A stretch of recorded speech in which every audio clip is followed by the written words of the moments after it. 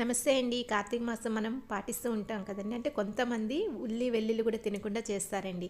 అలాంటి ఇంట్లోని వంటలు చేయడం చాలా కష్టంగా ఉంటుందన్నట్టు. అంటే మనకంత తొందరగా మనకంత ఐడియా రాదు ఏం చేయాలి ఏంటి అనేది. సో అందుకని చెప్పి నేనేం వంటలు చేసుకుంటున్నానో అవి పెడుతున్నానండి. ముఖ్యంగా కార్తీక సోమవారాలు ఉపవాసాలు ఉంటాం కదండి. ఆ టైంలోని తర్వాత ఈ వ్రతాలు నోములు ఇలాంటివన్నీ ఉంటాయి కదా పౌర్ణమికి. అందులో మరీ ముఖ్యంగా చేసేది ఈ జనుగుల కూరండి. అయితే ఇది అంటే వంకాయ అది వేసి చేస్తూ ఉంటాము. దీనికోసం అయితే ముందు రోజు రాత్రి అయితే నానబెట్టేసుకోవాలి. చక్కగా కడిగి 5 నుంచి 6 విజిల్స్ అయితే పెట్టుకోవాలండి. ఎందుకంటే ఎక్కువ టైం పడుతుంది ఉడకడానికి. ఈసారి నాకు వంకాయలు దొరకలేదండి. మాకు మార్కెట్ పక్కనే ఉంటుంది. కానీ ఏంటంటే వెళ్ళే టైం దొరకలేదు. అందుకని చెప్పేసి నేను బీరకాయ అయితే చేసేస్తున్నాను. అయితే ఈ జనుగులు అయితే నానబెట్టుకొని ముందు రోజు రాత్రే నానబెట్టేసుకోవాలండి. నానబెట్టుకొని మార్నింగ్ అయితే మనం చేసుకోవడానికి రెడీగా ఉంటుంది. అది ఈవినింగ్ చేసుకోవాలంటే మార్నింగ్ నానబెట్టుకోవాలి. అది కుక్కర్లోనైతే మనకి విజిల్స్ కనీసం 6 నుంచి 7 మనం ఉలవలు ఎలా చేస్తామో అలానేనండి. కొంచెం ఎక్కువ విజిల్సే పడుతుంది.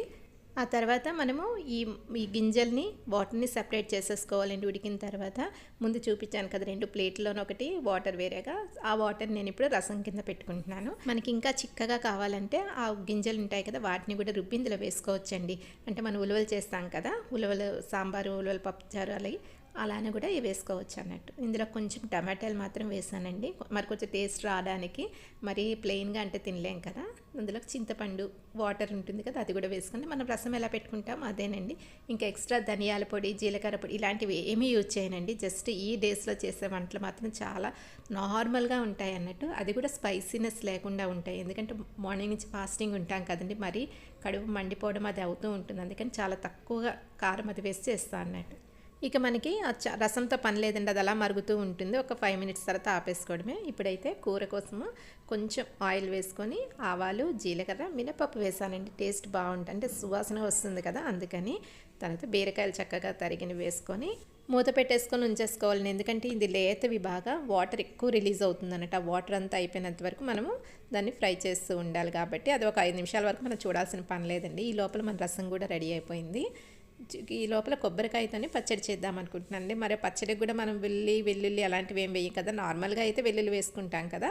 సో అదేం లేకుండా చేస్తున్నాను అన్నట్టు. ఇప్పుడు ఈ బీరకాయలు వాటర్ తగ్గింది కదండి, ఉప్పు కారం పసుపు వేసుకొని దగ్గరగా చేసేసుకోవాలి.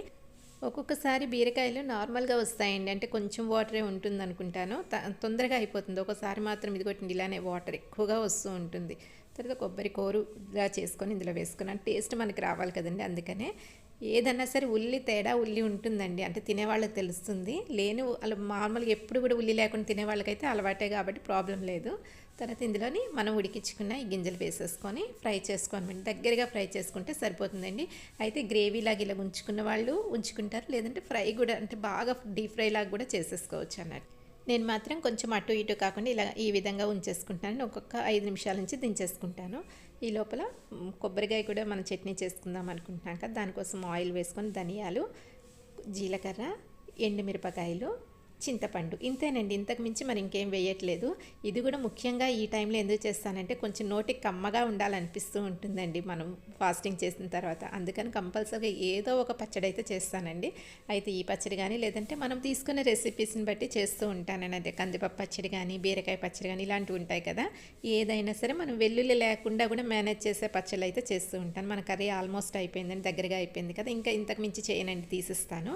ఎందుకంటే కలుపుకోవడానికి కూడా కొంచెం బాగుంటుంది కదా అని చెప్పేసి ఈ విధంగా ఉంచేస్తాను. ఈ రెసిపీస్ పెట్టడానికి కూడా ఒక కారణం ఉందండి. ఇంత సింపుల్ రెసిపీస్ ఎందుకు పెట్టడం అనుకుంటారేమో, దానికి కూడా ఒక రీజన్ చెప్తున్నానండి. ఎందుకంటే మనకి కార్తీక మాసం వచ్చే టైంకి ఏ రెసిపీస్ చేయాలి ఏంటి అనేది ఒక అంటే ఆలోచనతోనే అయిపోతుంది అన్నట్టు, ఇలా చేద్దామా అలా చేద్దామని. ఎందుకంటే నాకు ప్రతిసారి ఇట్లనే అవుతుంది.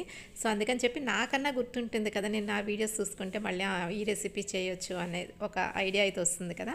అందుకని చెప్పేసి ఈ ఇయర్ అయితే మాత్రం ఇలా పెడుతున్నానండి, లేదంటే ప్రతి సంవత్సరం ఇలా వెతుక్కోవాల్సి వస్తుంది అన్నట్టు.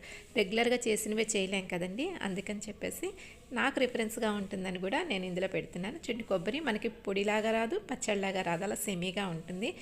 వేడి అన్నంలో ఇలా నెయ్యి వేసుకొని ఉపవాసం తర్వాత తిన్నామనుకోండి, ఉపవాసమనే కాదండి నార్మల్గా తిన్నా ఎంత బాగుంటుందండి. ఈరోజు నేను చేసిన రెసిపీస్ ఇవేనండి. జనుగుల కూర, కొబ్బరి పచ్చడి, చారు. Thank you.